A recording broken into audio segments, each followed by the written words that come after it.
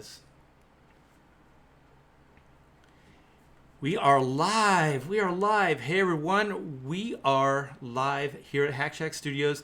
I am RT Bear, 35-year comic book veteran, working for mainly Marvel and DC, but did do a little bit of time, served a little time with Image Comics in the day, what was that, probably early, mid-90s.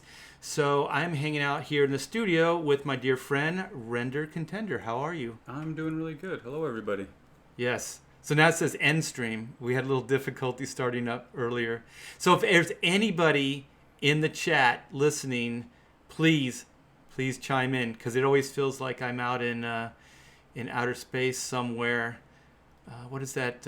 What's that one Pink Floyd song? Is there anybody out there? I always feel like that until people start typing in the chat. So if you're in the chat, please type in. Let me know you're there. And also, this is a little bit of a Q&A. So if you guys want, please feel free to chime in and ask questions of myself or Render Contender. So if you guys don't know Render Contender, maybe I should let you introduce yourself. Well, I'll introduce with I'm fresh off of the Graveyard Shift 2 campaign. I was part of that team, and right now today we've been working on Chrono Mechanics and have a lot of exciting stuff. Can't wait to share and sink my teeth into. Yes, we are live. This is good. I just looked at some validation on the if we're live or not. Oh, there we are. Ray Thulu, thank you. Oh my gosh, thank you. Oh, you know what else I forgot? With YouTube, there's a lot of lag and delay now. So it may actually be taking this long for anybody to know that we're even... To get those notifications. Yeah, before we get anybody in the chat to let us know that they're out there. Hey, Peter, how are you? Hey, Ray Thulu, that's a mouthful. Hey guys, and like I said, this is a little bit of a Q&A, so if you guys have questions for myself or Render Contender, please chime in. So you wanna talk a little bit more about the Graveyard Shift, since it's the topic of discussion, since they just finished up last night with, what was it, over 170,000? Yeah, right? I think it ended at 174,000, and I was talking to my brother when it was just slightly below 150,000, and there was not a lot of time left before the campaign was over. I think it was just before Ethan's stream, and so I told him when we had gotten news that Malin's streaming privileges were, he was in YouTube jail and couldn't stream. So I had been talking to my brother. I said, bad news for the campaign, and told him about that. But really, everybody stepped up to help out the campaign in those last few hours. So it was incredible to watch it jump up. Yeah, Peter says in the chat, he says 174K, well, $174,480,000. That's insane. And I think they put up, it was like 30K just on Ethan's show last night. Was it something like that? It was close to that. Wow. Because I was watching, I was catching the stream, in and out last night, and a lot of guys showed up to help out and chipped in. Antonio was on there. Ro was in the stream as well. Cecil? Cecil was there. Hello. Yeah. Which, if you're watching the chat too, with that many people watching, it was going so fast you couldn't even keep up. It was very difficult to try to keep up with the chat. With the chat itself, yeah. It was just, running through, and but Cecil's got a lot of fans in the chat for sure. So everybody really jumped in and helped. And, being part of the team myself, I was very thankful that people were willing to do that. And it just occurred to me that I don't know that this happens anywhere else, specifically in the comic book industry, where if you see somebody kind of down, that you pick them up and help them get across that line at the end. Yeah. Hey, Andrew. In case people don't know, which they would have to have been under a rock all this time. You did what with Graveyard Shift? I did the epilogue. So I believe that if you did back the supplemental portion, which I think most people did, I should be the first story in that epilogue, or in that supplemental will be the epilogue with two of the characters, and it really goes more in depth into those characters and their story, their backstory. Can you say the characters? Yeah, I think I can. You won't get in trouble. I You won't don't- go. You won't be put into Malin jail. Yeah, so it's Mick the Monster Mayhew and Yes. also Urchin. So I really loved working on both characters, and it has the Universal Monster kind of theme to it, meets the X-Men, and the writer on it really touched on that, referencing that Universal, the old movies. So there's a lot of little shout outs that I put into the art, backing to those. He did it with the writing. That's Cal Jameson. And then I followed up with the artwork, trying to support that idea. So there's some shout outs to the old actors, some of the old black and whites, the Universal movies. So there's a lot of emotion in it, and a lot of opportunities for me to hopefully draw some really cool scenes in there. I've seen some of the pages. They look absolutely amazing. Hey Victor, how are you?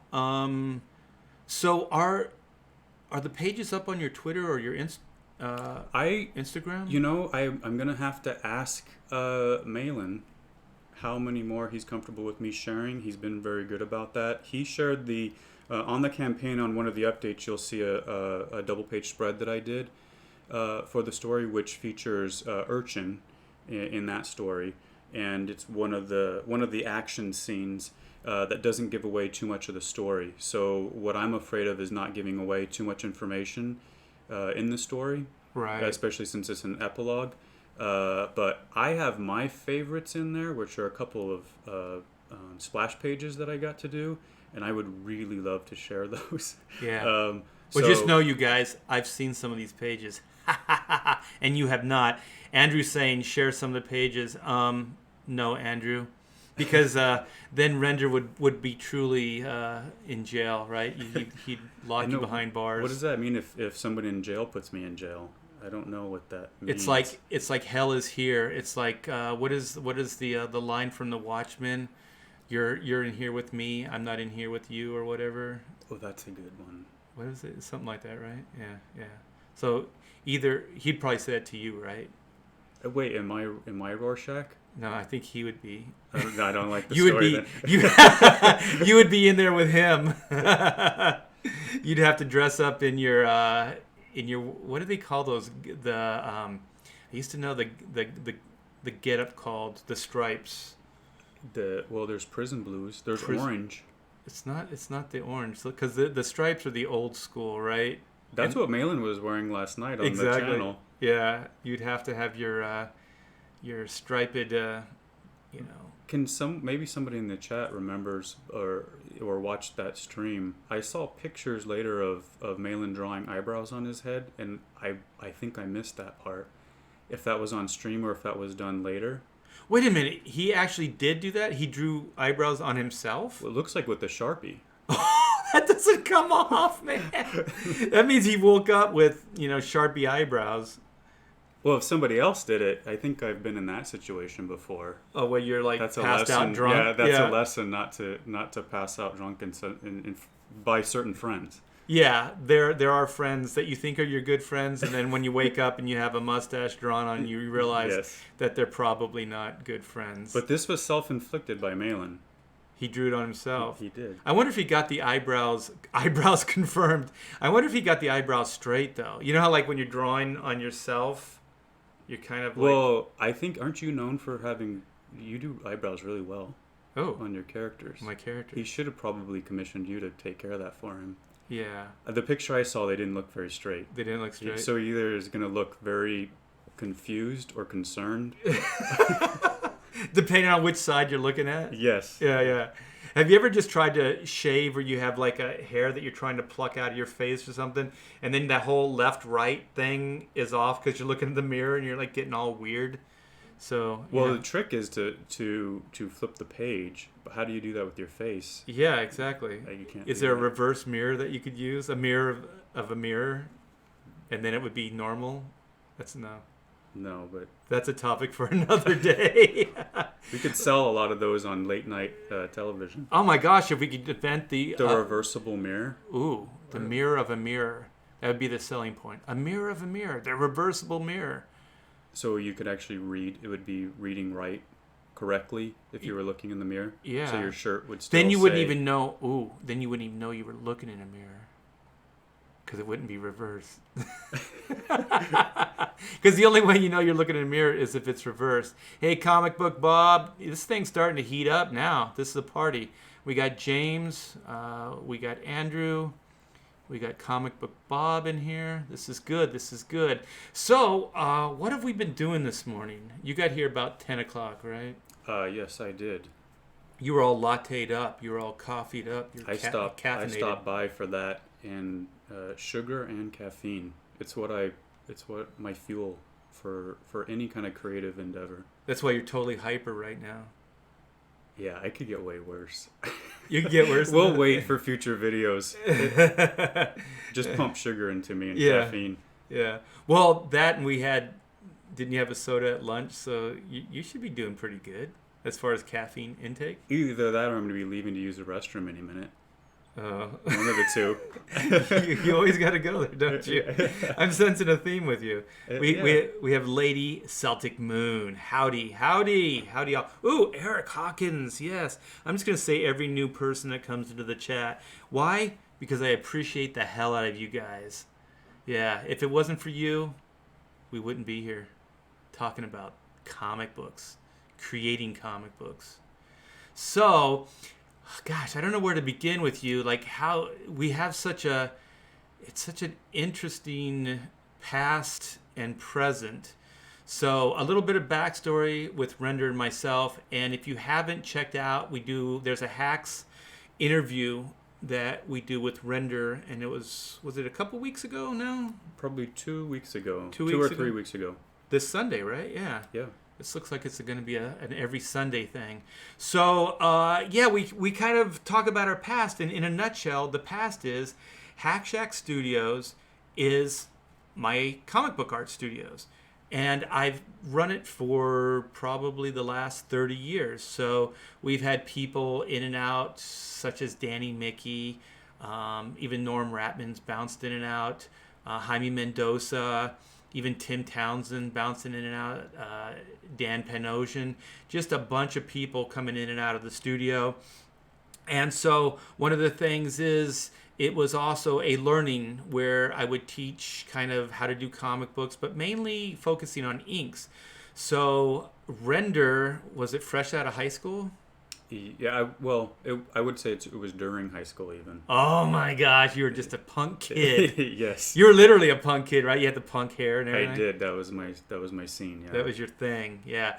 So you came in, you answered an ad, or you got mixed up with the wrong people, or how did that go? I think the people got mixed up with me, maybe. Okay.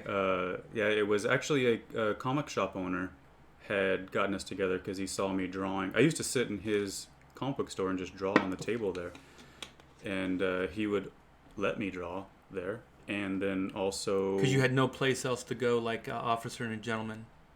Yeah, we could sell that. Because I got there was no nowhere other else place to I'd go. rather be. I think. I mean, Yeah. you're in a comic book store. Inspired. Yeah. Yeah. And there was what was the game? The Magic The Gathering. The Gathering, and I didn't get into Magic the Gathering, but a lot of my friends did, and to be honest, it kind of scared me.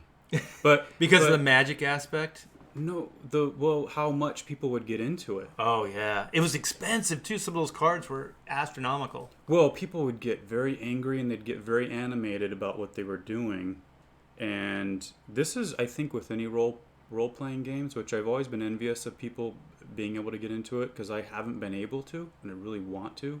I feel like that's the cool crowd I couldn't get into. And but they would be in the the comic book store doing their thing, and they would just yell for no reason and get heated and get mad at each other. Fights would break out. And I just sat on the table in the corner and minded my own business and would draw. You're like, hey, do comic you books. mind? I'm trying to get some work done here. I'm trying to draw comic books. Do you mind? So in a nutshell, then, he turned you on to the fact that I was looking for new recruits, right? At the studio. Yes. So then you came, and your portfolio just blew me away. It was so amazing, right? It was probably horrible. Would be a compliment. Well, there was potential there, and you know, I mean, where you're at now, you can obviously see that there was something there because you're brilliant now. So you've come a long way, baby. So anyway, so our past is pretty much you came into the studio and you worked for what, maybe 6 or 8 months, Yeah, it wasn't very long. and then you decided that you needed money so you could go date girls and pay for dates. And I needed a better car. a car. Yeah. Yeah. You had the hair, if I remember right. Yeah, well, yeah, I did. I coveted my hair. I loved my hair. I spent a lot of time on it. It was. Oh, I know. That's why I brought it up. It was long, but also capable of going into mohawk mode. So, yeah, much to the chagrin of my dad and most of my friends who would just give me hell about it all the time and make fun of me. But that's how you know you're committed to Yes. the scene. Your When hair you was- don't care who's making fun Right. of you. You just go all in. Right. So your hair was like a transformer. Yes. Yeah, but it didn't go from respectable mode to more like No. it was like punk kind of, and then it was like full on punk, right? Well, I think, and you I think made this mistake that it could Goth. go goth because Yes. if it was down, it was in front of my face, and especially if you're drawing, and if you're introverted at the time, which is how I worked. That's Yeah. my preferred work mode, is to look very introverted, so it could come across as goth. So the transformation is then into crazy punk person. Okay, well, I've never seen the crazy punk person come out, so is that a good thing? Yeah, I would say so. That's why I was afraid to tell you who I was after it was just coincidental that we ended up kind of because of Comicsgate coming together again, but we got on each other's radar before you knew who I was. Well, I was at a disadvantage because you knew who I was, Oh, but of I didn't know course, who you yeah. were. I knew who you were, and I was already floating around, in the chats and drawing things and sharing it with people about 2 years ago. And then I remember people were mentioning you were getting really more involved, and then I thought, this is so cool. It's art. Art's getting, art's involved in this. This is awesome. And then all I kept thinking is, he's not going to remember me fondly. I can't remember how much of when you're a punk kid, you're not proud of most of the things that you.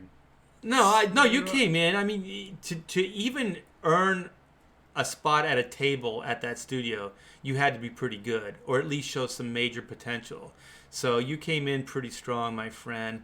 But the thing is, what you're missing if we can go back a little bit, is what did you end up calling that story that you did, that stream of consciousness story with all the Comicsgate characters? Comicsgate Cafe. Comicsgate Cafe. So if you guys don't know, all those pages are up on your Instagram, right? Yes. Okay, so don't do it now. Actually, if you guys could hit the like button, and maybe tweet out that we're having a great conversation here, because it does help. It does help. So thank you. But yeah, after the stream, go check out, Render Contender's Instagram, because they're in reverse order though, right? They are. If you, what I'll probably do is repost them. I think, or Twitter. You can find me on Twitter or Instagram. It's all at Render Contender on either one. And you get the full page effect when you're on Twitter. Instagram crops everything. That's right. Yeah, but Twitter's a little bit harder to find things. You have to scroll and scroll and scroll. But your Twitter link is in the description. So once again, after the stream, if you guys want to know more about Render Contender, his Twitter is in the description. So yeah, you did a wonderful story where you brought in Mike Miller's Lone Star. You brought in Ethan Van Sciver's Cyberfrog. You brought in the Jawbreakers characters. Mm-hmm. You brought in Black and White, which was how you got on my radar again. And then who comes in? I had Mitch's character in as well. That's right. And then who breaks it all up is the Graveyard Shift. Graveyard Shift. Yeah, they're the disruptive Which is probably ones. how I got on the radar of Malin and those guys. Yeah. And then, because they were the disruptive ones that threw the grenade. Who threw? Was it them? That or is the Graveyard Shift. They threw the grenade into the cafe. It fit with the characters. And you have to remember, when I was doing this, there wasn't a lot of information on These any books of weren't these out. characters. Yeah. So I was kind of trying to make it up as I went along based on the look of the characters. A lot of them I didn't even know the names of. I was very familiar with Black and White, so I had an advantage there. But you had them in newer than I was familiar with, the newer costumes. New suits, So yeah. I had to pull a lot of reference to try to get them close to on model. There's a chick fight, right? There's White, and who is from the Graveyard Shift? They're fighting Yeah, that's actually, she's Lilith. Lilith. That's right. Yeah. And so I couldn't, it was, like you said, a stream of consciousness. So anytime a funny idea popped into my head, that's just what I drew the next day. Because you didn't have an overview, you were just kind of making it up as you went along, right? And the main story idea was just to get as many Comicsgate characters into the story as possible, right? Right. So every page, I was really trying to introduce another group of Comicsgate characters, just to have fun with it. And I think that's my running theme, is I like to have a lot of fun when I'm drawing. Yeah. And I think I'm always putting that extra little bit of detail in when I'm having a good time. And so I was improving a lot just by doing that, kind of self-inflicted project, that self-inflicted deadline to get those pages knocked out. And so I think it shows that I was growing at that time. By the time you get to the Brutus, the badass splash, yeah. I mean, they were good up to that point, but that panel, that splash page is pretty killer. So yeah, you guys go check that out. So I think we're kind of caught up on our history. So then, needless to say, we met face to face at a Comic-Con Revolution, and then the connection was made, right? Let's work together. I finally revealed my secret identity. And just so I wasn't creepy anymore. You were never creepy. Seemed like it would be awkward. If I I think let you were like more 2 more awkward. months go along and we were talking and chatting and it was like, hey, it's me. I'm thinking like single white female, kind of weird. But I don't know. It doesn't play I out think well. you were more creeped out than I was. Yeah. I didn't want to be. Yeah. Too creepy. Hey Brett, how are you? Yo, what's up, guys? Hey, welcome to the chat. Yeah, so then you pretty much came clean.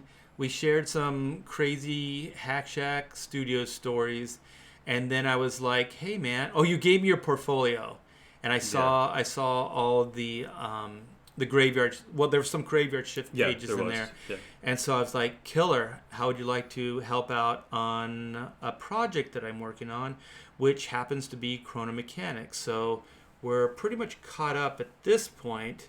So, yeah, you came in about 10 this morning, and we pretty much went over the first 48-page story this morning. Yeah. Yeah. And so Render Contender, he absolutely hated everything. You came in and you're just like, no. I had to change it all. Yeah, and then we ended up rewriting everything to his new specs, his new standards, and so the story got a lot better. Now you did contribute quite a bit. I think that end is going to just kill everybody, man. There is going to be an epic ending, and I'm really glad I got assistance on this, because that backdrop for that fight is going to take some work, man. Well, now I'm going to be chomping at the bit to get to that. Well, that's going to be fun. Yeah, the only thing I have over you is when it gets really tough and you're like, Art, man, I can't get these pages done when you need them, and I'll go, listen, you're the one who wanted to do this. It was your idea. It was your idea. Yeah, I'll just throw it back in your face. In your face. So yeah, we've been working on that. So you have the first 2 pages of layouts, right? I sent those the other day. Yes. And so you'll be working on those. And those pages will be featured in the campaign. So you guys will get to see those. Maybe even they will be in the video because I'm working on the video now. So I'm storyboarding the whole video, and we got a high concept for the video. So it's not just going to be me, hey, hi, Artie Bear, I got a new Indiegogo book for you. It's not going to be like that. This thing's going to kick butt. It's going to be this whole conceptual idea, and I know you guys are going to dig it.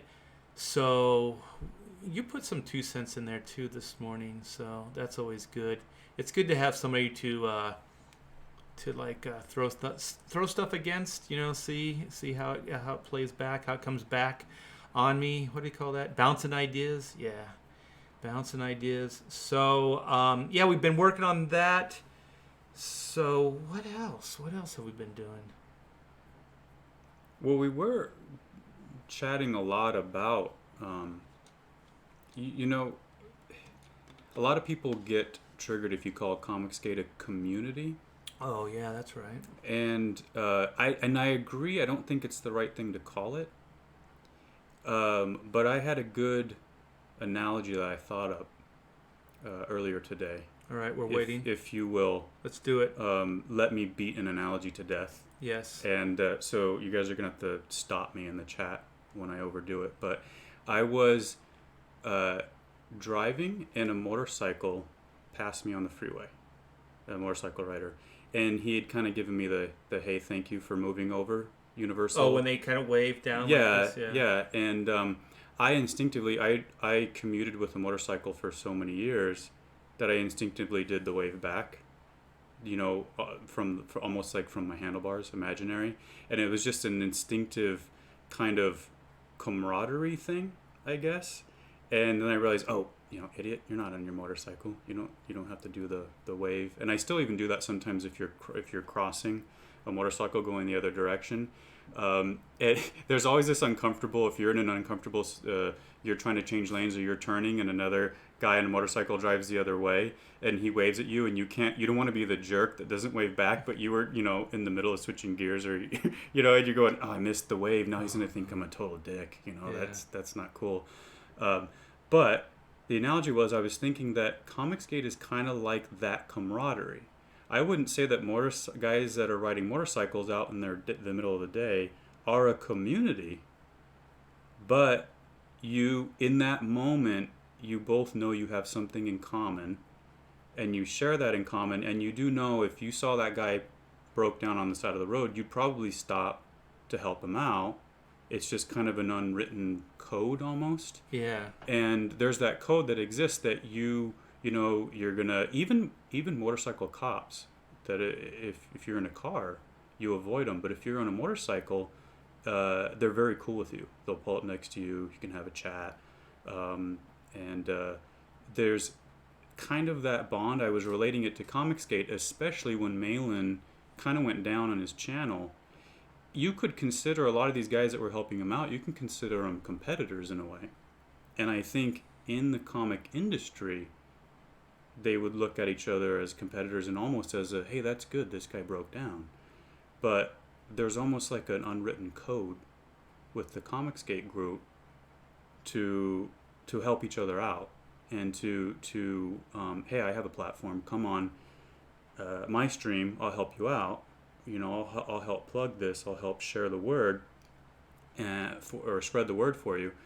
And anyway, that's kind of went through my mind that's not necessarily a community, because the funny thing is, and you see this in Comicsgate too, you see where there's lots of different characters, and you have your Harley guys, and you got your crotch rocket guys, and you got your commuter guys, yeah. Which was me, and then you even have your off-road guys. But in that brief moment you get along, and very well if you encountered each other outside of being on your motorcycle, you'd probably not get along very well or ignore that person, but you had that one thing that connected you in that moment, and that you can at least get each other's back for that. And that's what happens in comic. You get guys that are not always going to get along, or their personalities are going to clash, or even their style of how they approach their love of comics. You can't even if two different creators in comic state are arguing. I don't think anybody would deny that they have a passion for their craft and for their characters and story. Right. And just like a Harley guy is going to be just as passionate as a guy racing on the track. It's the same thing. So did I beat that analogy to death, or is there more? No. I think it was very insightful. I think it was very good. It is really hard to put into words, and I think that's why people are like, well, it's not a community, it's not this. Like, you kind of know what it's not, but you don't really. It's hard to find and put into words what it is, because also it's a weird undefinable, because it's an alliance that comes out of a shared goal.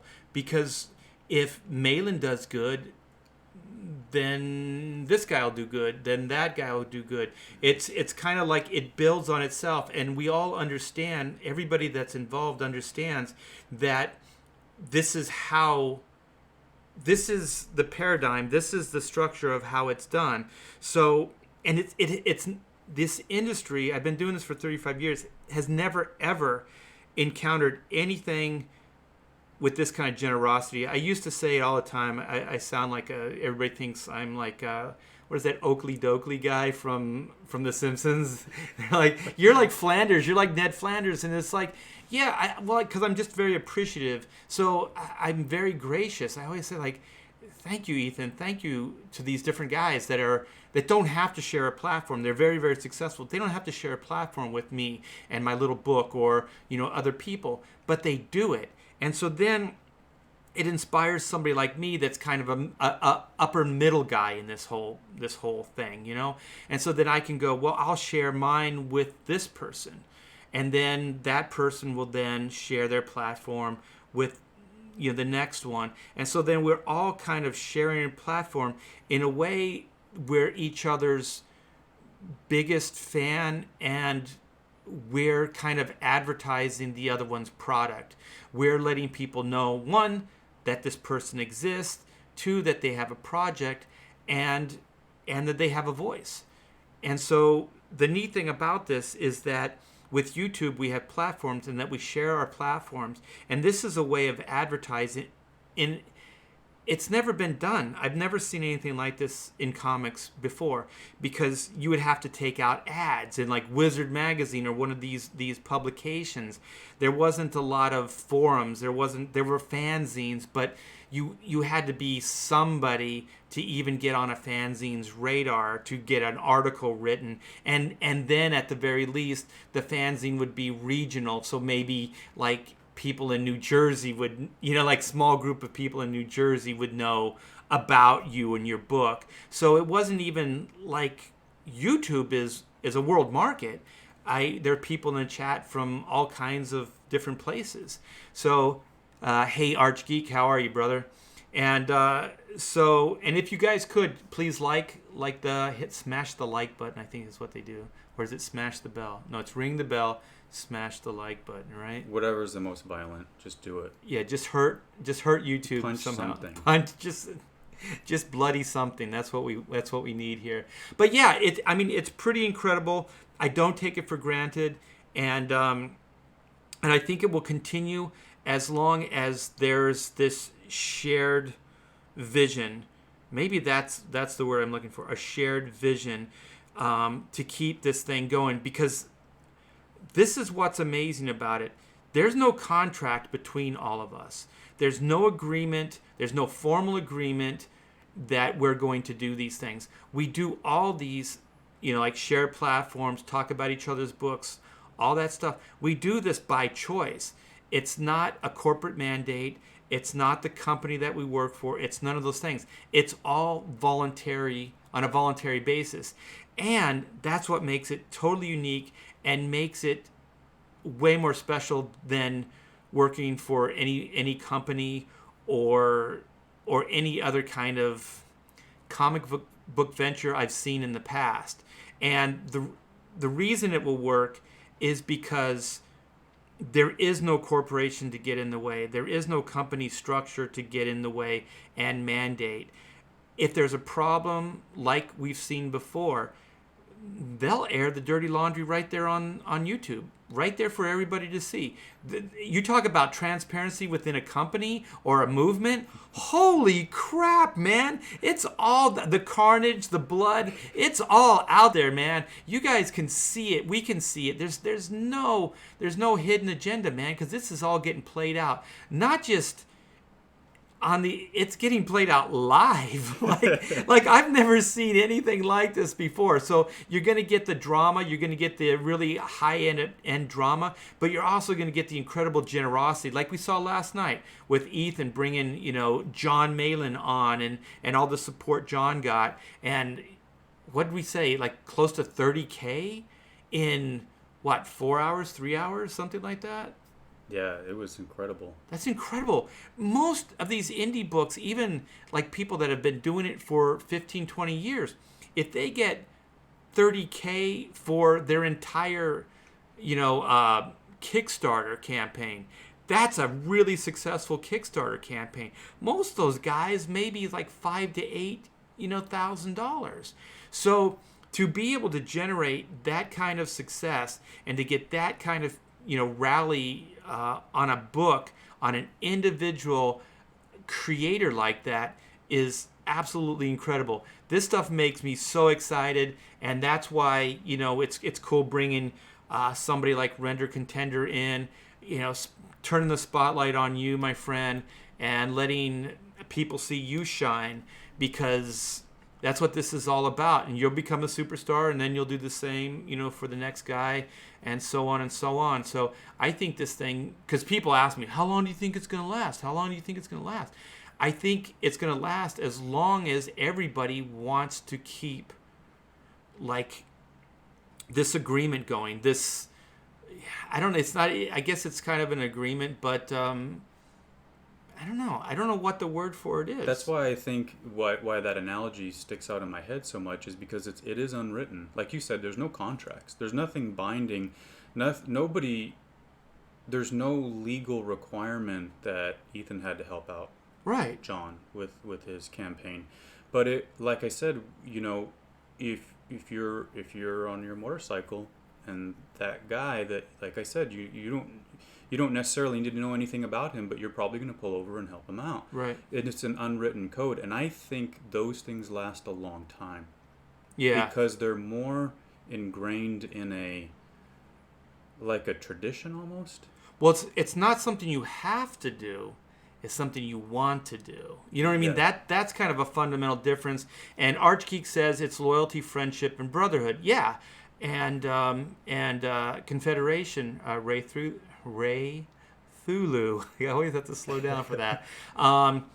So I think it's absolutely amazing, and I'll never stop talking about it because it blows me away each and every time. So then back to the project, the graveyard shift that did you make your point? That's what you wanted to make, right? Or is there more? Well, if something comes to me, I'll just keep saying it. Okay. I can beat an analogy to death. Yeah, but yeah, but I thought there was something else. Wasn't there something else that you had that you wanted to talk about? Or was it mostly the John Malin and the graveyard shift stuff? Yeah, I think that just highlights what's been on my mind about the community, because there's an element of it that it's kind of the Wild West, and you see some people where it's a bit of a roller coaster ride, and Archgeek is saying that it's we all play a part from the consumer to the artist, and that's true.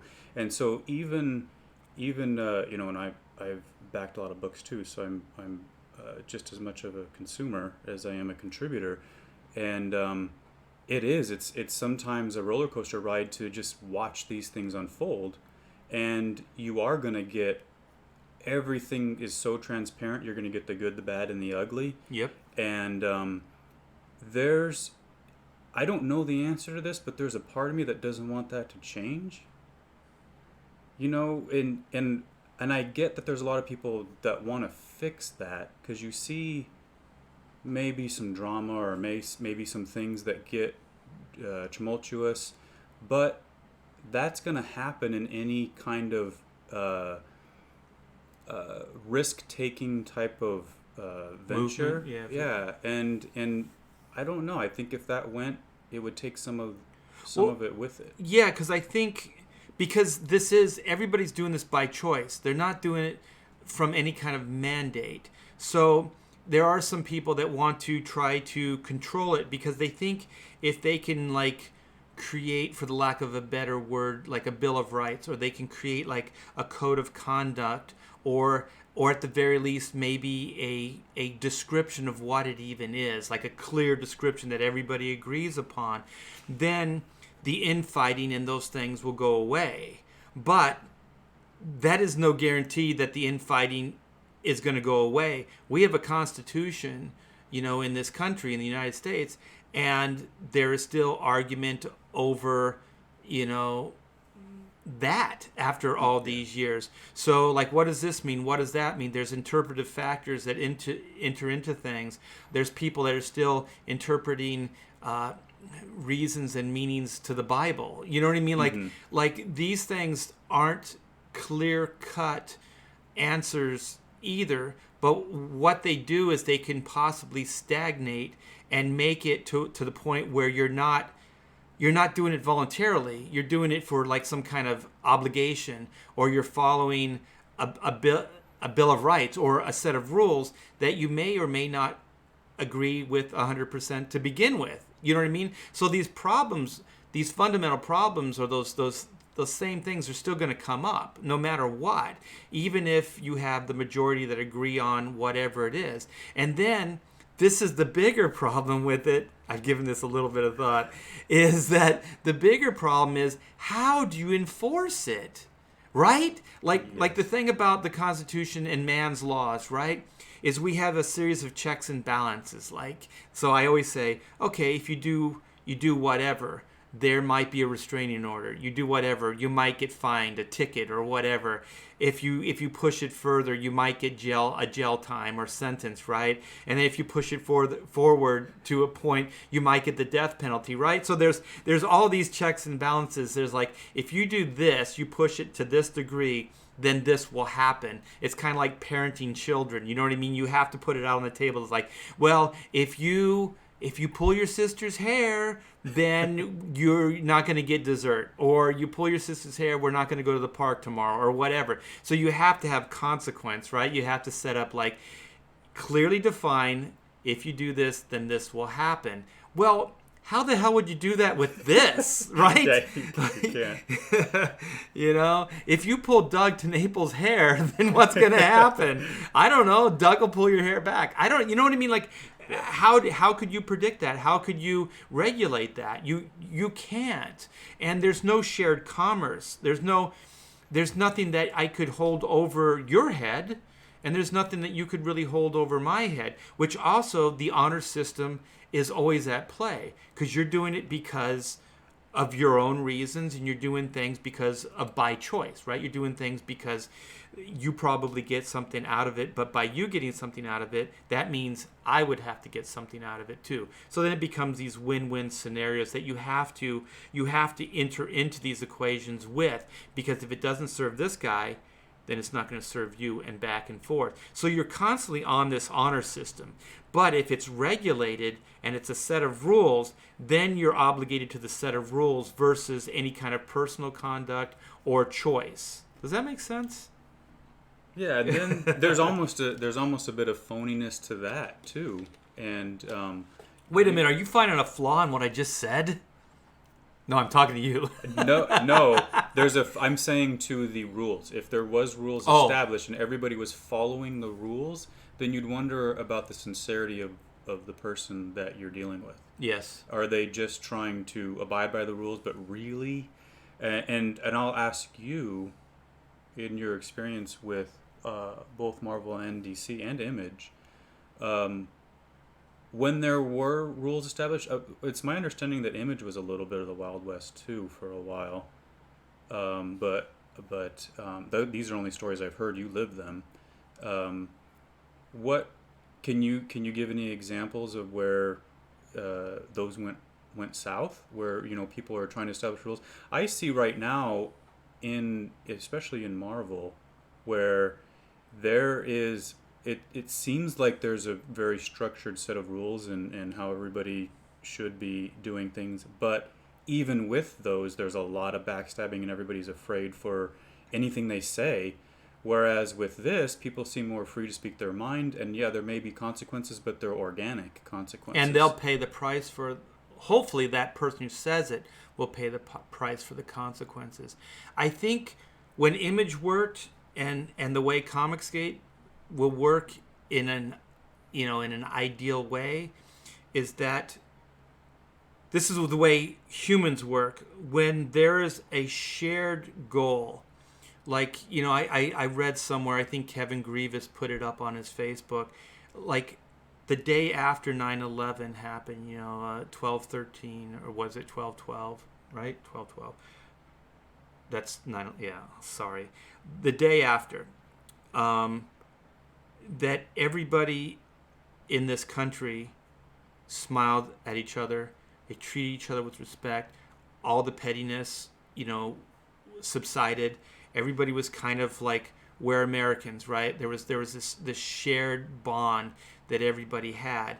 And so then what happens is humans come together when there's a shared situation. So if there was a catastrophe, you watch how many people come together to help out, because there's a unity, there's a shared direction. And as long as that's mutually beneficial, you'll see that happen.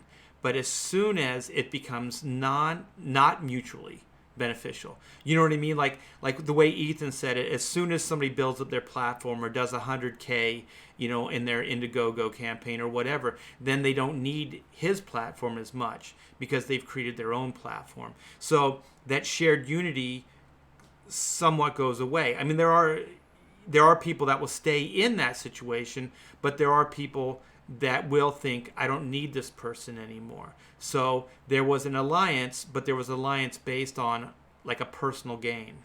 You know what I mean? So it was momentary. It didn't last very long. But and then just, you said Image, so I'll go back to Image. Image worked initially when there were 7 guys, and then all the people like myself that worked as supporting, inkers and colorists and letterers. It worked as long as there was that shared goal, and the shared goal was like, we need to teach Marvel a lesson, right? So they were all bond together, and they were like, we're going to teach Marvel a lesson. We're going to show that we can make profitable comic books on our own, and we don't need, Marvel, and we don't need DC to do that, right? So at the beginning, that was their mantra. But as soon as they realized they don't need each other and that they could sustain success without, they went their different ways. And then they became very competitive within themselves, because these are also very competitive individuals to begin with, right? So there's the saying, the things that make you are also the things that break you. So these are the people that were very, very competitive, but it also led to trouble down the line, because instead of focusing on Marvel or DC, they started focusing on each other. So they wanted to one up the other guy. You know what I mean? So it's like, if Rob had this character, then Mark Silvestri had to have his version of that character, and so on and so forth. The only ones that really didn't, there were 3 that didn't really follow that rule. And I think they're the same ones that are still there at Image today. It was Todd McFarlane, it was Eric, and it was Jim Valentino. So those guys all kind of said, I'm going to do my own book, and I'm going to dedicate my time to my IPs. And I'm not going to worry about building a universe other than that character's universe. But it's not going to be like a Marvel universe or a DC universe where there's all these characters and things like that. So I do believe that that's what happens.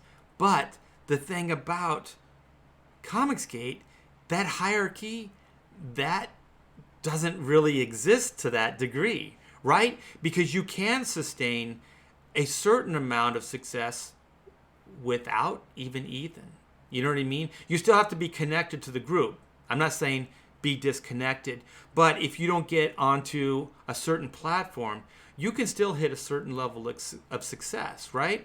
So the thing is, you can operate separately and you can work as a group as well. And it's all done by choice. Versus like we have Image Comics and we all have to, this is our publishing, icon, and we have to publish under this one umbrella. And so there has to be this kind of unity. Well, there doesn't have to be that here. And as long as we have new people coming in, you know what I mean? They're going to be the ones that are going to sustain it. The Render Contenders. You guys are going to be the ones that are going to sustain it. You know what I mean? We're building the platform. We're building a way to do things. But then it's going to rely on the people coming in to sustain it and to keep building and then to share that platform with the next guy and so on and so on. Like I said, this has never been done before. I've never seen anything like this. It's a weird, like, if you want to look at it like from a cynical point of view, it's kind of like a pyramid scheme. You know what I mean? But there's nothing there. I don't charge you. You know what I mean? Like, I'm not saying you have to buy into this pyramid scheme. I'm just sharing it with you. You know what I mean? It's not about it. Look, we're going to have this discussion afterward. The pyramid scheme thing? Yeah, we'll work something out. We'll work something out. I don't know. I think it's pretty mutually beneficial at this point, or not. Do I need to be concerned? Hacks. What would we call it? It would have to be our own. I'm saying we need to come up with a pyramid scheme. Oh. Then just give us this money, and then go find other people to give you that money. Yeah, you could buy into the scheme. But we won't be able to call it a scheme anymore, though, because that's a negative. That's a giveaway. That's a giveaway. We'll have to delete this stream now that we've had this discussion.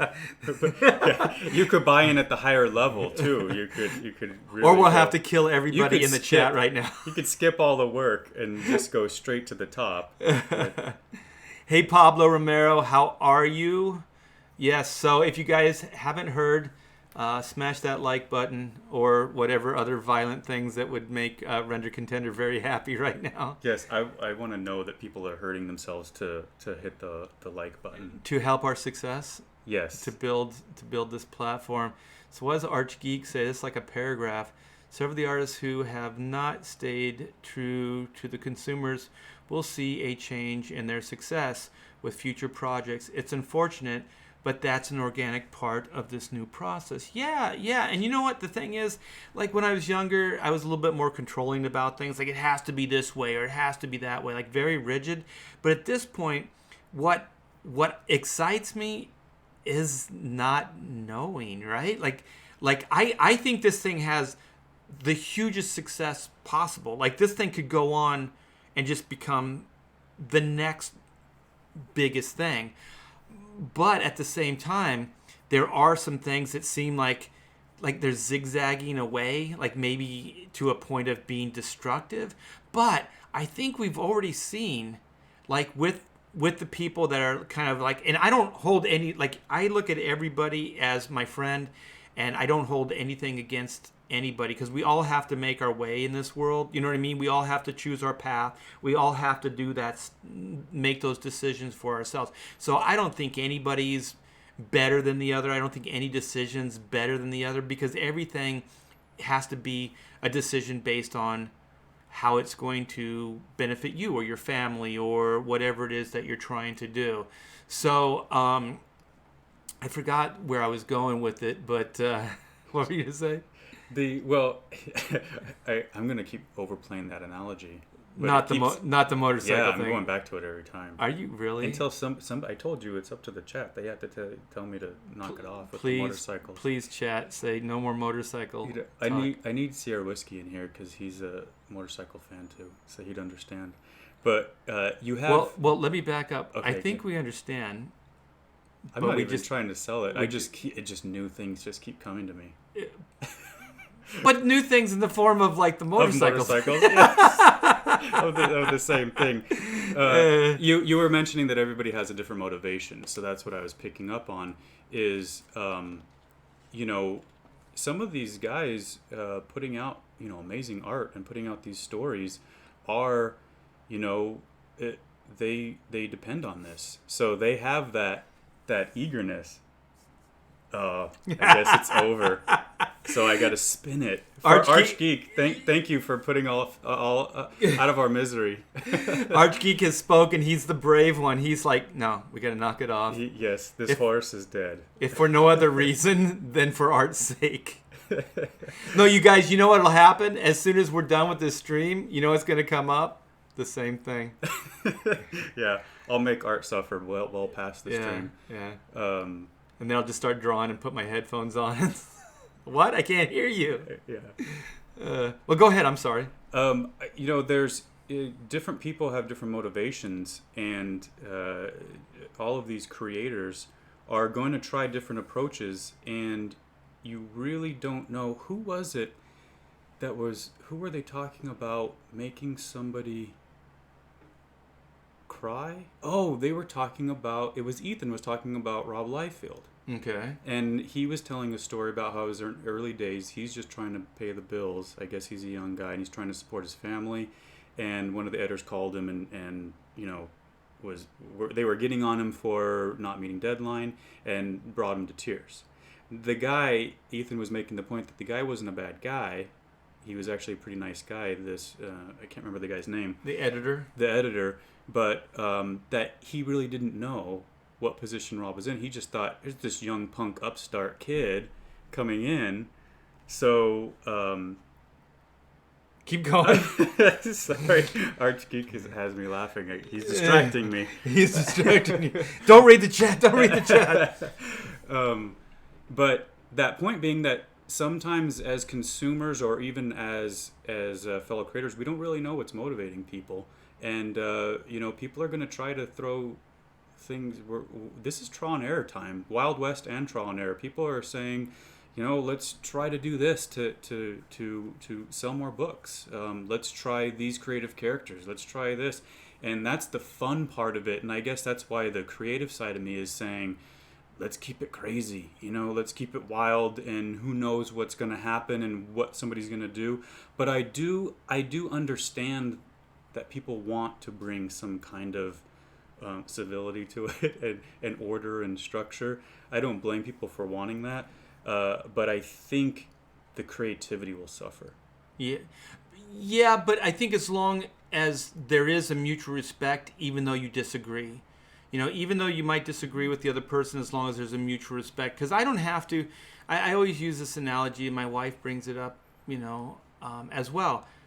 I've been with her for 25 years, and we don't agree on everything, but we love each other, and there's a mutual respect. So even though we don't, you know, necessarily agree with a certain point of view, we try to see that point of view, we try to understand it, and then we try to work within those parameters. And at the very least, if we can't, we respect it.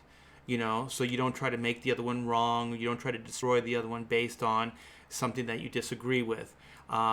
If problems get too big and huge and you can't work through them, well, that's a different story. Then usually, instead of throwing shade up, just go your separate ways. You know what I mean? Yeah. Just bite your tongue and then just go your separate ways. But I'll tell you, man, I've been tempted to just blast.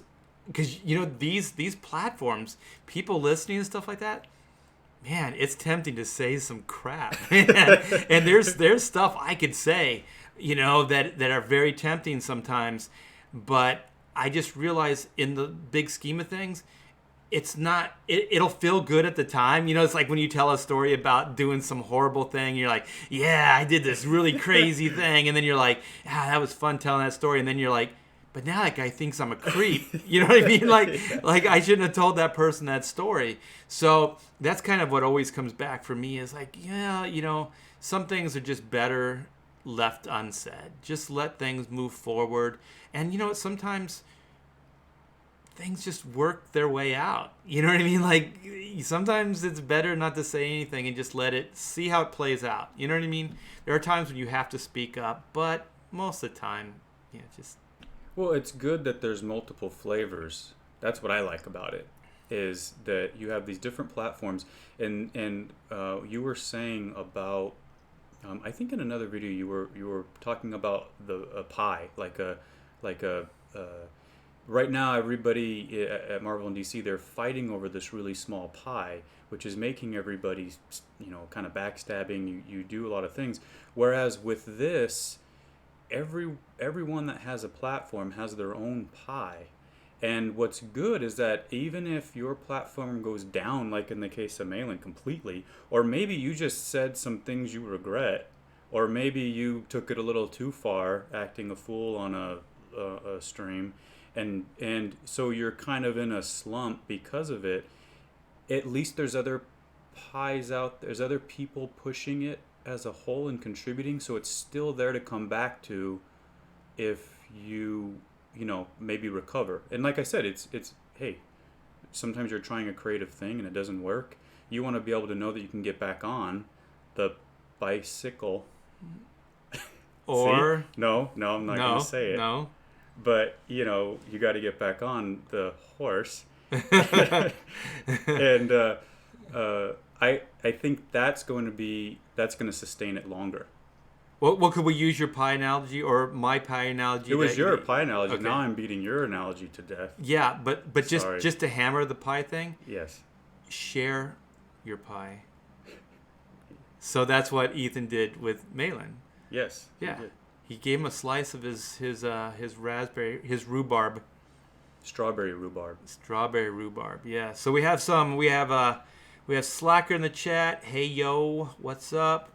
Art just spoke some wisdom right there. Well, not just me, man. Render Contender too. Like, I'm starting to feel like there's a kindred spirit here. So Sketch Therapy's in the chat. What's up? Hey, Sketch. Sketchy Sketch and the Fresh Sketch. That's my new thing. So every time I see that now, I'm going to say that. No, I won't. I'll spare you. Yeah. Pie is meant to be sliced and shared, not eaten whole. Exactly. Unless you have a really huge mouth. But have you ever seen those ones? They're like personal pies that you could, if you had a big enough mouth. Like they're in the tin and everything. You just shove the whole thing in your mouth. That sounds like a Hack Shack Studios challenge. Just a forming right now. What are those called? Like, they're not called personal pies, are they? I think they are. But you know those? Oh, you know what you could do? Those Hostess. They're absolute. Well, I was gonna say they're absolutely bad, but they're actually not that bad. Like those Hostess fruit pies. Do they still make those? Oh, those are good. No, I used to live on those. Yeah, They're could probably not real food, but at all. But they were really good. You could get one of those whole things in your mouth. I bet. Well, I got a big mouth. Your mouth is really small. A bet. I mean, for a bet, if there's money on the table. A challenge. Your bottom line is always dollar, right? It's always green. No, actually, it's more of my pride. I'm a sucker for those things. I think that's why when you had that standing challenge of the breakdance, eat a stick of butter and drink a bottle of NyQuil, it was so tempting because I'm just susceptible to those things. So wait, are you susceptible to a dare? Yes. Okay. I would have been the kid sticking my tongue on the ice, the frozen pole. Okay. Like from Christmas Story. So at some point, though, when you got older, you realized that you were easily manipulated, right? Yes. But see, at least I'm aware. But that doesn't mean that I'm not susceptible to it. So if somebody were to, the only reain I did say me. Comicsgate Cafe only came because somebody really kind of challenged me that I looked slow. Well, not slow, me. But you mean that you worked slow? That I worked slow. Not that you looked slow. Not that I looked slow. Because you look like a sharpshooter to me. Oh, good. Yeah. You don't look like a dull. Now. You're a little clean cut. Well, you're a family man now. I have to be. Yeah. So the mohawk is gone. Yeah. No, there are people that you look and they're like, that's a dullard. Right? And then you just go, that's why that word exists. Because you're like, how else would you describe it? You go, that's true. That guy's a dullard. Mm-hmm. Yeah, he's not a very sharp tool. So I was easily manipulated into doing Comics. Had I known that, yeah. Well, I mean, think that's I might have crazy. kept you at the I did studio 20 longer. pages of art and posted it daily just on a pretty much somebody called me out. So I'm pretty manipulatable. Well, I didn't know the backstory at that point. Yeah. Had I known. And Okay. I said, I will show them. I will show him. I could jump from this cliff. There's a certain It won't amount. even hurt. If I have a parachute. Actually, there's a part of me that's like that. But I'm an older guy. So now I think practical. So my I think my like, wife uses it against me. She could said see these that. words to me. This is, you'll see how easily I am manipulated. She said to me something she wanted me to do, and she said, and it was really more of I didn't have the time to do it, and she said, well, I know, could you quickly just, I know it requires a lot of muscle to do so she this. flatters you as well. At the same time as manipulating me, but she was calling into question if I had the strength to even do it. Ooh. And then it got done in about 5 minutes. Oh. And then I realized afterward, damn it, I fell for it again. Yeah. Well, I have a strong feeling this is going to happen again. Yeah, she knows. Yeah, she knows that. Well, I don't know if you know how to fix this, but the refrigerator's broken, or my car is making this noise, and see, that's just, I have to go fix it now. Okay. All right. I'm sure my wife's listening right now because this is, there's a thing that women won't ask you direct questions. They won't say, "Can you fix this?" They'll say stuff like, "The refrigerator is broken, and I would fix it if I knew how," or like they say stuff like that, right? Like it's never like, "Could you fix this?" Or like your wife has figured out it's like in the form of a dare, like Yes. I don't think you could fix this. I think it's unfixable, and you're like, "Oh no, I'll fix it." Yeah, you'll see. I'm probably gonna have to call so and so because I don't think that that this is. Oh, there's no need. There's you won't need to, and then Yeah, you just That's go when there's. Yeah. Or my daughter she does this, and she's very young. Oh, they learn it early. Yeah, I think it's almost even just natural, because I don't. Well, maybe she's watching my wife do it. No, but I think it is at birth. She said to me, she hollered from the other room, yelling at me, asking me to fix a doll that she broke. And I said, I was in the middle of a page I was working on, and I said, she didn't ask me to fix it, just like you said. She said that it's broken, and I said, okay. And then she said, what was the question? Can you use super glue on plastic like you do on porcelain? Because I'd already fixed something of hers that she cracked that was porcelain. And I said, yeah, I think so. And then there's a long silence.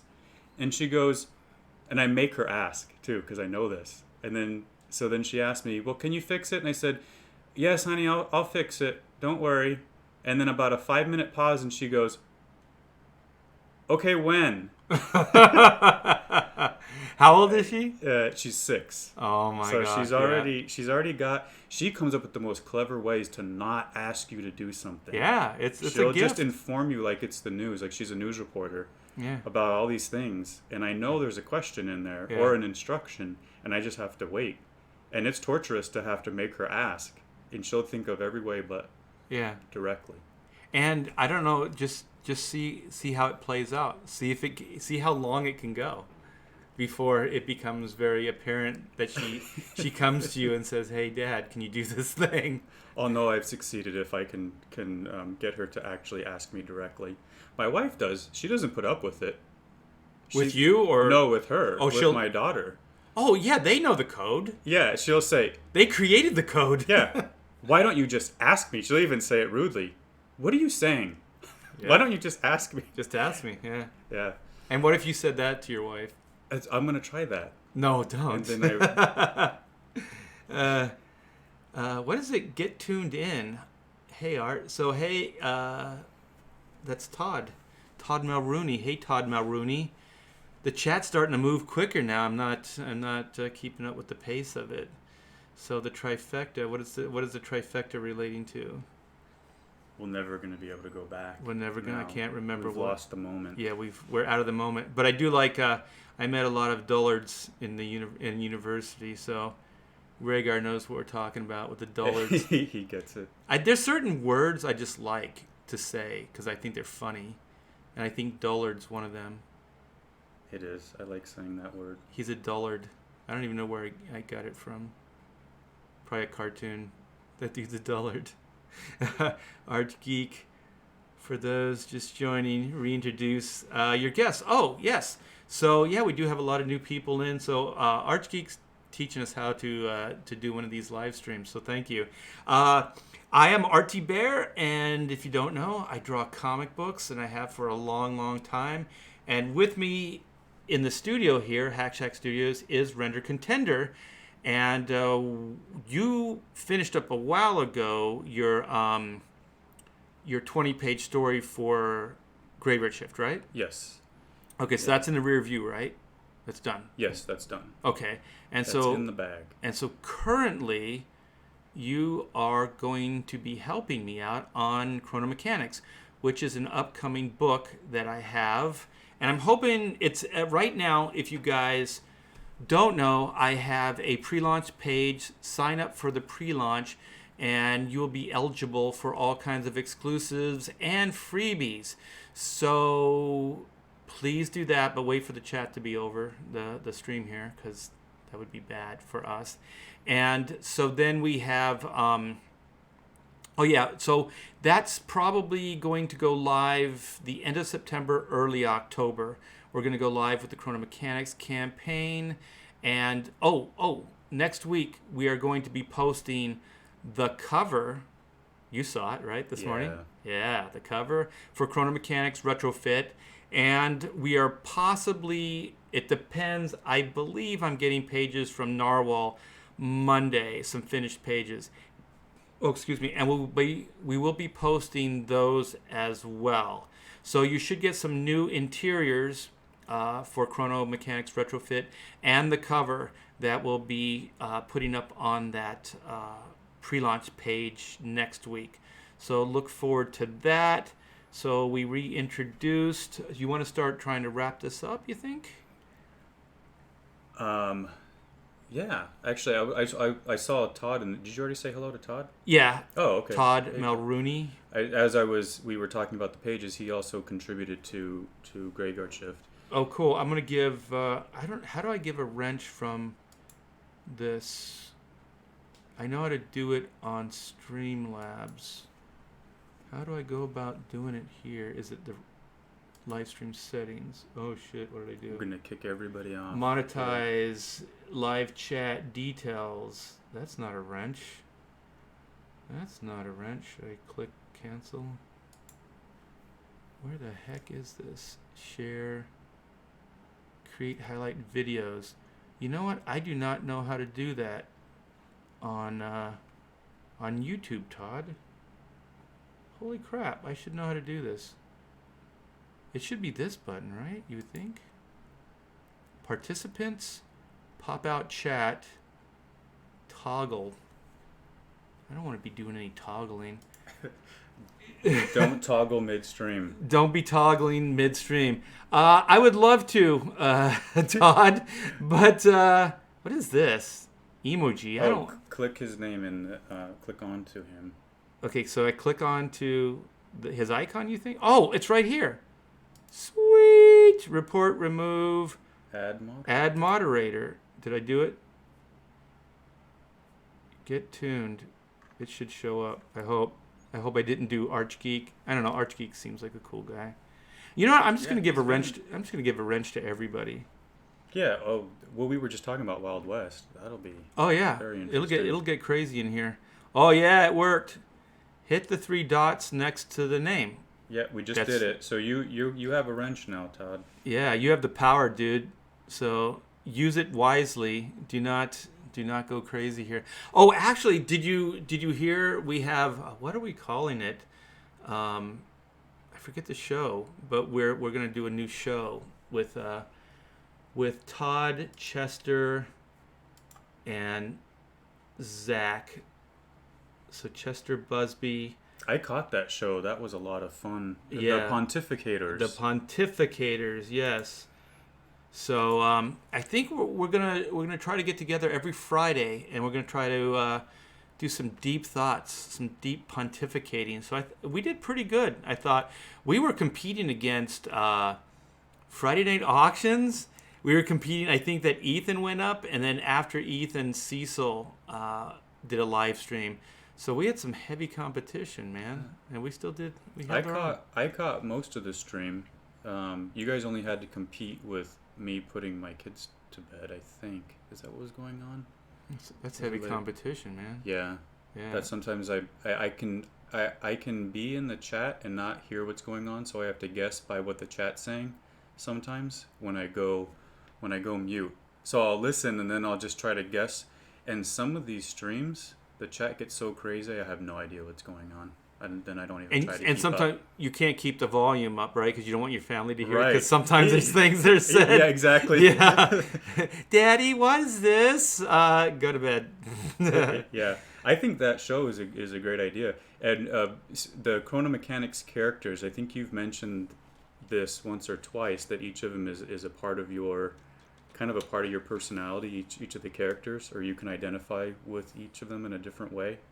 And my favorite videos are the ones when you definitely get into the Zen mode. Oh, when I start pontificating? Yes. Yes. Because that's good stuff, and usually you could see in the chat, everybody's agreeing that, because there's like gold in that stuff. And I can tell you're going into that. And I get what you're saying now when I see that when you're talking about those characters. But I think what would be also fun is if you had a version of Oot, because I know he's kind of he's like the entrepreneur side, right? He's Yeah. the businessman.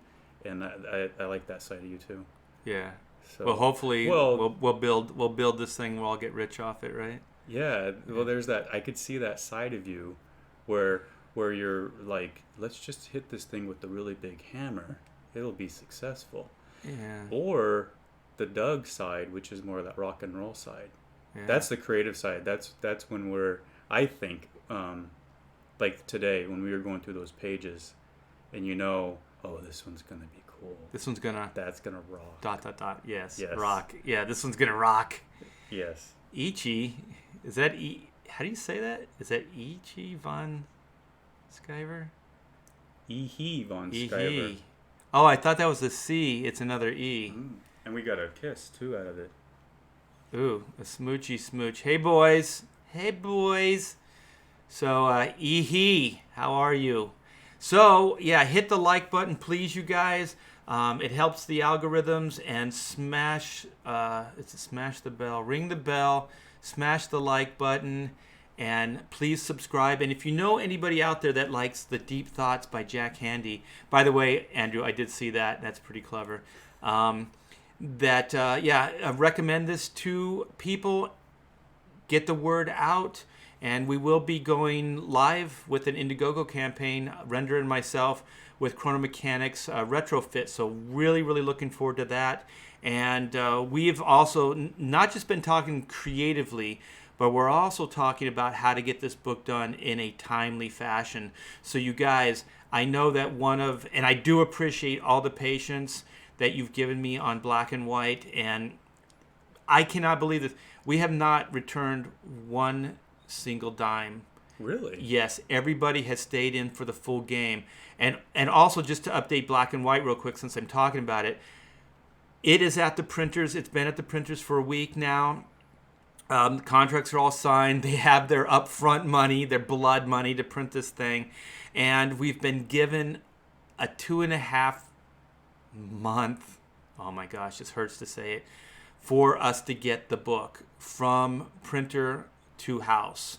So that's why I got to start getting these things done quicker, because just the turnaround print time is nuts.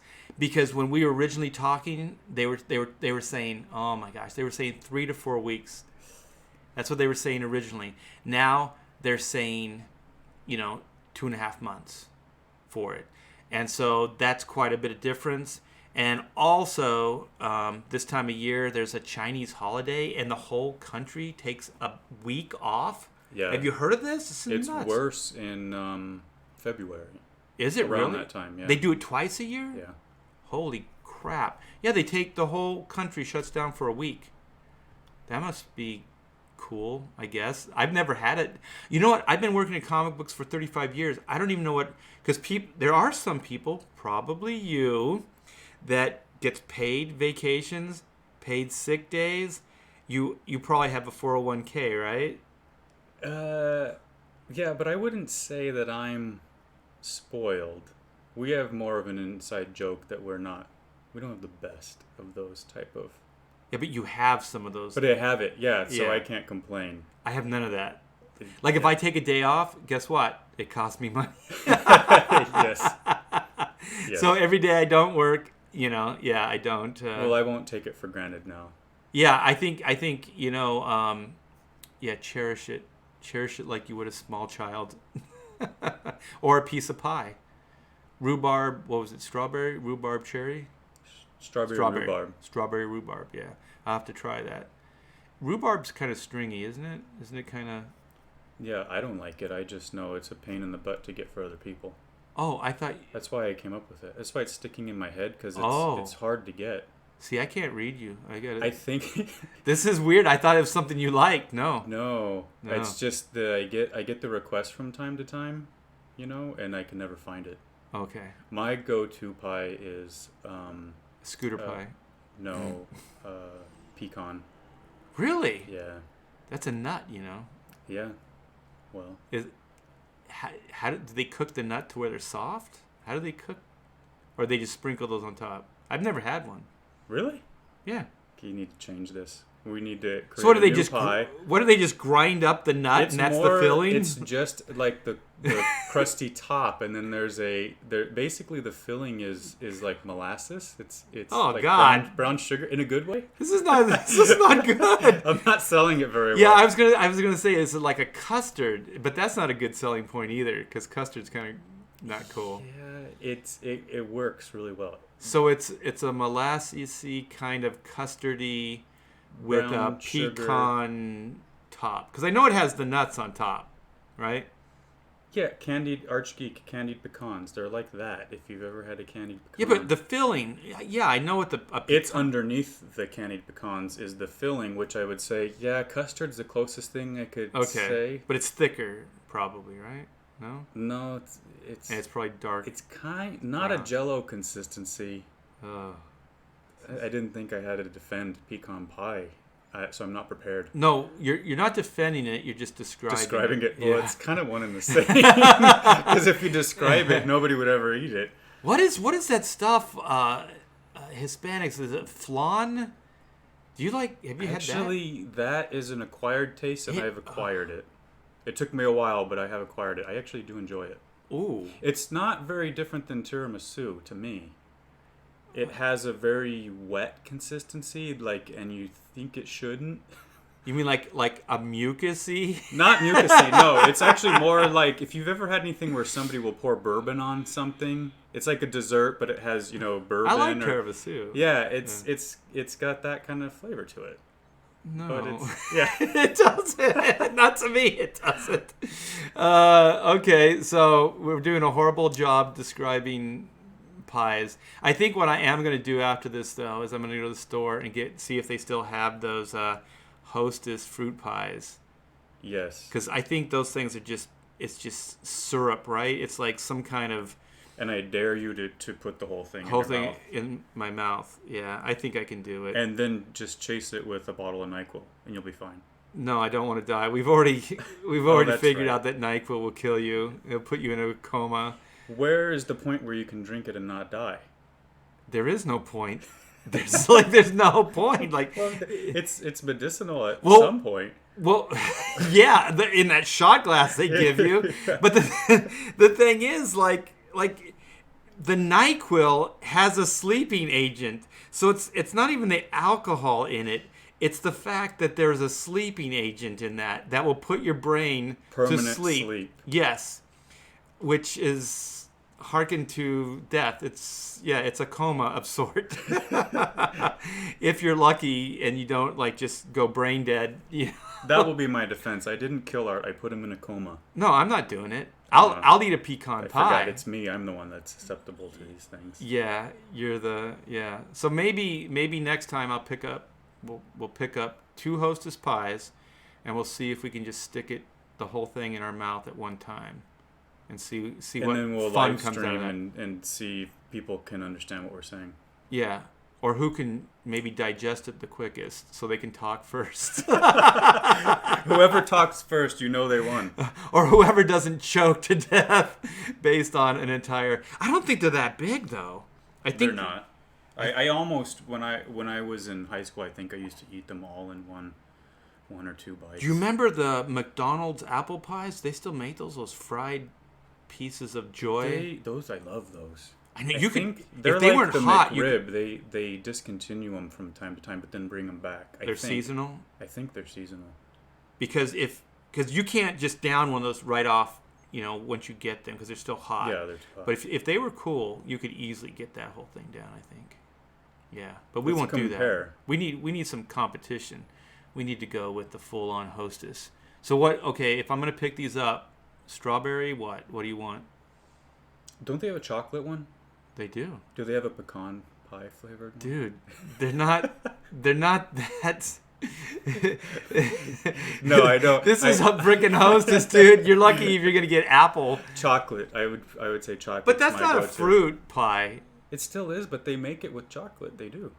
Yeah, it's but an option. Okay, we're gonna have to clarify this because I'm trying to cheat because I think I know you're trying to cheat. That's exactly where down. Yeah, that's exactly where I'm going because if you have a piece of fruit, even if it's like fake fruit, I think it's real fruit though. Like if it's a cherry or a little slice of apple, that could be that could be the thing that kills you. So if you just go with because all that is pudding, right? Like those things are just like pudding. So I don't think that's going to be a challenge. You have to pick a fruit pie. Okay. The cherry then. Okay, cherry. The apple might be sharp. I mean, could be cut on the way down. I know, that's the one I was thinking that I was going to go, though. Would it be cheating if we both did cherry pie? No, I mean, it would be a true test. There'd be... Ooh! There's no... Yes. What's the control? Yeah. I don't know. I'm trying to sound smarter than I am. No. Yeah, it would be tit for tat. That's what we could call the chat. Tit for tat, Hostess, fruit pie challenge. Yes, ready, go. It'll be like the silent stream. Oh, God, I'm almost getting sick thinking about this thing. See, this is what happens when we go 15 minutes over the allotted hour of conversation. So do we have anybody new? We have, how do you say that? How's your father?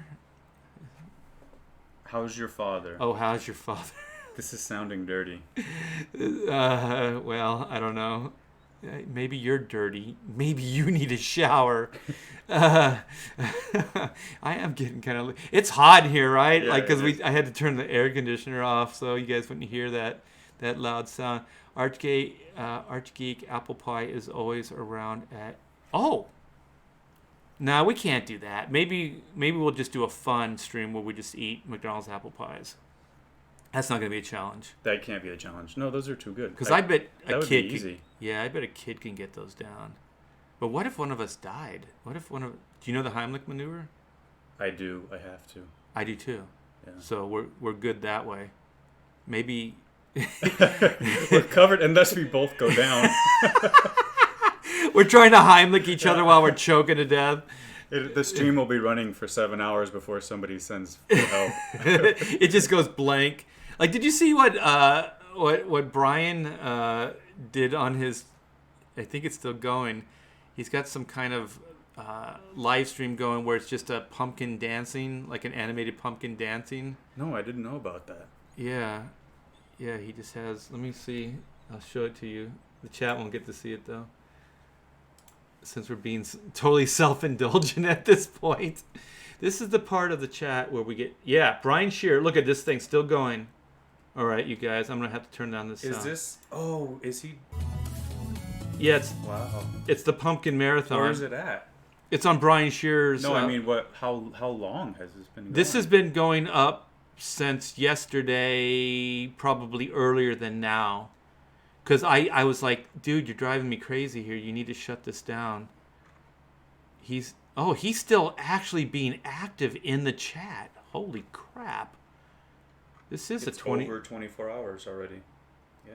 It is, yeah. Holy crap. Dance off. Well, some people, Some people just eat apple pie and cherry pie and try to choke each other out, and some people just have 24-hour I marathons. think our idea sounds way more sane. Right now it does. Yeah, and entertaining than just a pumpkin dancing for 24 hours. Pumpkin pie. They don't. Do they make seasonal? Not in Hostess this, doesn't make no. seasonal pies. Somebody in the chat said that they do make a pecan pie at McDonald's that you can get. Are you serious? Yeah. Well, we'll just have to do that for the sheer joy of it. Okay, so we got Rhaegar. We got Todd. Jeez. It won't kill you. What won't kill you? NyQuil will kill you. And there are people that do choke to death. That has happened. So what won't kill you? A McDonald's apple pie? I'm not sure what he's referencing. I don't know. So last question of the chat. Todd, tell us what won't kill you. I won't kill you. Flan, I found flan, no pie. Yeah, I don't know. Flan, I've had good flan and bad flan, and it all tastes the same to me. I can't distinguish between the high end and the low end. So we have the Comics Bear, 24 hours marathon, eating pie, do it. I'm sorry, I couldn't. No, a pie. A pie, I guess. Well, no, he says it will kill you, though. Didn't he say will, or did he say won't kill you? Jeez, it won't kill you. Oh, okay. Yeah. Well, no, but it depends. We could still choke. Because the thing, we're not just going to eat the pie. We're going to shove the whole thing in our mouth at one time. Right. Yeah. That's the challenge. Right. So it's not a matter of just like taking bites and chewing them like decent, normal, civilized human beings. No, we're eating this oot style. We're going beast. Yeah, if we do this, I'm going to prepare. Like Rocky, when he goes up to the woods in the snow. Well, then like the meat locker where he's beating up the cows. Oh man. I'm going to train for this. Well, see, I don't know how, but I'm just going to spring this on you. So you can't. Well, you'll already. Yeah. You're going to go home right now. Yeah. You're going to buy a bunch of cherry pies on the way home. I am. Oh man. I'm definitely getting something from McDonald's on the way home now because the chat has motivated me. Well, if they had the pecan, that's your favorite. That's what I'm going for. So I will venture forth into pecan territory at some point. Oh, they're turning it into how many we can eat. No! Oh, no. And then we'd be getting sick on... Yeah, stream. I don't want to vomit. This becomes the vomit stream. Oh, like Nathan's hot dogs? You know what? Nathan's hot dogs are okay. But what are the ones that answer to a higher authority? What are those?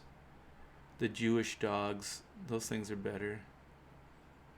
And somebody in the chat, what are the... Hebrew National. Hebrew National, yes. Those things are like crack to me.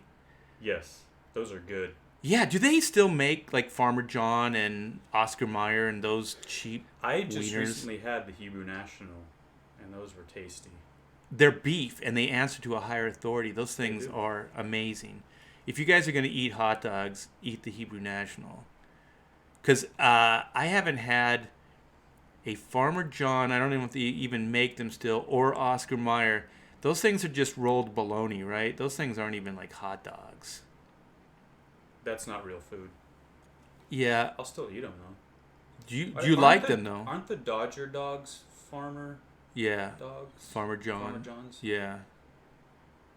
I guess when you're in the moment, like if you're watching a baseball game, it tastes good at the ballpark, but not in real life. Yeah, if you had sat and you're like really sitting down and contemplating a good dog, I don't think those would do. Yeah, Hebrew National, those are the only ones. It's gripping though.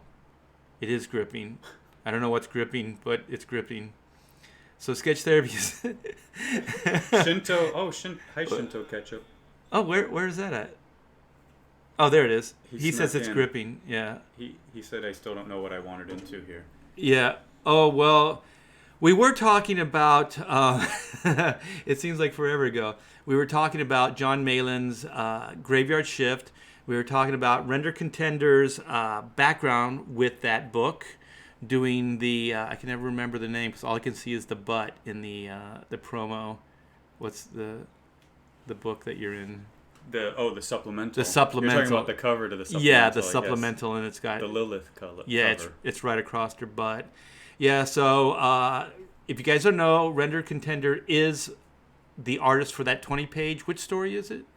The epilogue. The epilogue. So he's the artist on the epilogue, and he is also going to help me out on the art duties of chronomechanics.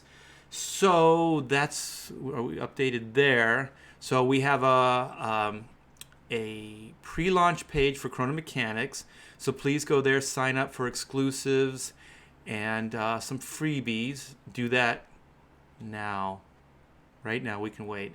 And then the other thing is we went off to an offshoot of, it wasn't quite a dare. It was just cheap, like little small pies, right? So, we went in first. It was our analogy, right? We were saying, like the comics industry, it's not just a pie. It could be many different pies, right? Yes. And then we went from the metaphoric pie to the real pie. And then you said that you were like into rhubarb cherry or strawberry. No, actually that I hate it, but I thought of it first because I hate it so much. Okay, but it seemed like on the surface that Right. was your go-to. Yeah. And then we clarified that. You guys really want a blow by blow? You're going to get it. Yeah. Well, Yeah. this is the true Shinto ketchup. Yeah. That was horrible. That We're was catching bad. up. Yeah, huh? catching Yeah. up. That was bad. I like that. Are you one of those people that say ketchup or ketchup? Ketchup. I say Ketchup. ketchup. Not ketchup. No. No tomato? Tomato? No, tomato. Yeah. Good man. Can't do it. Good man. No, those people are wrong. Potato? Yeah. Potato? Potato. Who are these people? Who are these people that say potato? I've never met saying, one. So they must exist. But I've never met one of these people. Never in my entire existence a potato person. Like I would like the French fried potatoes. I've never heard that. Yeah. So then back up. We were into pie, and so then we start talking about the strawberry rhubarb, and then the clarification was that is not his go-to. It is pecan. So Render Contender's go-to was pecan pie. And then we were trying to figure out what is inside pecan pie. Is it smashed pecans? I know that they have like sweetened or pecans on top on the crust, but I didn't know what the filling was. So then we were speculating on what the hell that was. And then we got into those little personal pies that you could just kind of eat in one bite. You know, they're in the tins and everything. And then we realized that you probably still couldn't get one of those entirely in your mouth. And so then we speculated that you could probably get one of those Hostess fruit pies in your mouth. The whole thing at one time. So then what came out of that is a pseudo bet that live stream we're going to see if we can get a full Hostess fruit pie into our mouth without choking or gagging. And I guess the winner would be the first one that could successfully speak after digesting said pie, because I don't know how else we could declare a winner. And then Render said that as soon as he leaves here, he's going to buy a bunch of pie and start boning up for the competition. So this is okay. Where do you rank in on this? It's not always the person that's maybe the more talented. It's the one that wants it the most, right? That's the one you always bet on, right? Bet on the one that's prepared, that prepares themselves. Well, that would be like the guy that wants it the most, maybe, right? Because you'd prepare. Yeah. So it's one and the same. So the person that prepares, that wants it the most, is probably the guy to bet on. So that'd be you, because I don't really give a shit. But if somebody dares me, then I'll want it more. Yeah, I just want a fruit pie. That's all I want, because it's been years since I've had a Hostess fruit pie. Yeah, and then I'll go into like some kind of sugar coma, like my sugar levels will go through the roof. So Art Hulk loves Hostess. Oh yeah, those ads. Remember those in the comic books? So whoever has the hungriest, what is the hungriest? Yeah. So then we'd probably starve ourselves as well for this challenge. To prepare. No, the day before. Yeah, we fast. Yeah, like before going into surgery. Yeah, but that would probably be you, because I don't Like I said, I don't give a crap. I just want to host this pie. And if I have to eat it live, then I will do so. Okay, so I think that's an hour and a half. We should probably wrap this up. Thank you so much, Todd, for putting the Chrono link into the chat. So if you guys don't know what the Get Tuned link is, that's for the Chrono Mechanics. So you can go there, you can sign up early for the pre-launch and get access to exclusives and some freebies, which we will be announcing soon. And also next week, we will be debuting the cover for Chrono Mechanics Retrofit, and we will be showing some interior pages of color from the Great Narwhal. And yes, we will keep you up on the progression of the book. And do you have a pearl of wisdom? Do you have something you want to leave this amazing chat with? That I'm really hungry now, and I'm gonna go eat something, probably pie. Well, now that you found out that it's possibly a pecan pie at McDonald's, That's what I'm going for. that's what you're going to I've told you I'm easily manipulated, and I'm very one-track minded, Okay. so I'm You- focused. You know, how would I manipulate you into, like, you paying me for working on Chrono Mechanics? I call my wife; she'll probably give you all the lowdown on how to control me. Really? She's got it all figured out. So she would rather see less money in your pocket than manipulating you. Well, that's why I can trust her to not tell you. Oh, So you set me. I was trying there. You set saw me up. through that. You set me up. Yeah. Actually, maybe she knows the code and she'll have you manipulated by the time you're off the phone. Manipulate to do what? I don't know. Not what you Just intended. No. Because that's how it works with me. It would never be what you intended. Hey, is that John Davies? Hey, John. Is it the John Davies? Very talented artist. Go check out his work. I believe he's got an Instagram. So go check John out on Instagram. He did a black and white fan piece for the book, and I think we've posted that around. It might even be on my Instagram. Very talented artist, and worked for a brief period of time here at the Shack. So one more alumnus. Another Alumnist, however you say that. So Sketch, I gotta stop. Hey bud, I gotta stop reading this or I'm never gonna get out of here. So very good. Thank you so much, you guys. This has been a blast. Always fun hanging out. Thanks for so many questions and all your great interaction in the chat. And we're gonna try to do this on a regular basis, right? Yes. All right. I think it'll be a lot of fun. We'll see. We'll try to. We'll go the Doug and Oot route. Which I is want to smash things and play rock and roll. okay. If we could do that. And eat pie at the same time. And then we'll pontificate on some deep subject. Briefly. Yeah, probably on will a full bottle of NyQuil kill you? You have to think about these things. I'm not talking about Dayquil, you guys. I'm talking about NyQuil. NyQuil, the green stuff, the lean green stuff. You know those things come in pill form now, in what are those? The caplets? No, not caplets. What are those? The gels. The gel caps. Yeah. So the challenge needs to be. A handful of those. Now we have to come up with a quantity. That's a lot of work. Yeah. How many? It's not as funny as chugging a bottle though. Yeah. And then just passing out like midway through the bottle, like dropping the bottle like some kind of weird like Dr. Jekyll, Mr. Hyde like formula, where you just like "Dug, dug, dug, dug, dug," and then you just like and you grab your throat and then you just fall to the ground and spill that green liquid all over the place. Get Chrono, people. When it goes live, you will love it. Thank you so much, John. All right, you guys. Thanks again. Have a great Sunday. And hopefully we'll see you next Sunday with another Hacks Chat with the great Render Contender. Thanks, guys. Take care. Bye.